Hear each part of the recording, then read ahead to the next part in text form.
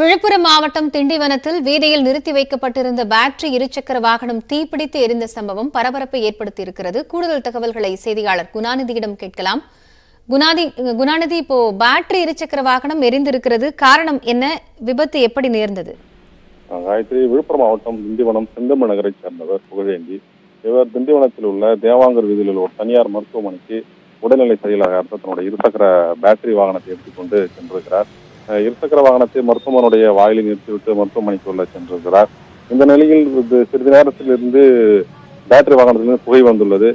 வெளியே இருப்பவர்கள் தகவல் சொன்னதன் பேரில் புகழேந்தி வெளியில் பார்த்தபோது வாகனம் தீப்பற்றி எரிந்து கொண்டிருந்தது. இந்த வாகனம் மட்டுமின்றி அருகில் உள்ள மற்றொரு வாகனத்திற்கும் இந்த தீ பரவி இருந்தது. தொடர்ச்சியாக பேட்டரி வெடித்துவிடும் என்கிற பயத்தில் அங்கு இருந்த பொதுமக்கள் யாரும் வாகனங்களுக்கு அருகிலே செல்லாமல் ஒதுங்கி நின்றதால பேட்டரி வாகனம் மற்றும் அதன் அருகில் இருந்த மற்றொரு இருசக்கர வாகனம் இரண்டுமே முழுமையா எரிந்து சேதமடைந்தது. உடனடியாக அங்கிருந்து வந்த தீயணைப்பு துறையினர் தீயை முழுமையா அணைச்சாங்க. இருப்பினும் இரண்டு வாகனங்களுமே முழுமையா எரிந்து சேதமடைந்தது. தொடர்ச்சியா இது போன்ற பேட்டரி வாகனங்கள் தற்போது தீப்பற்றி எரிவது தொடர்கதையா இருக்கு.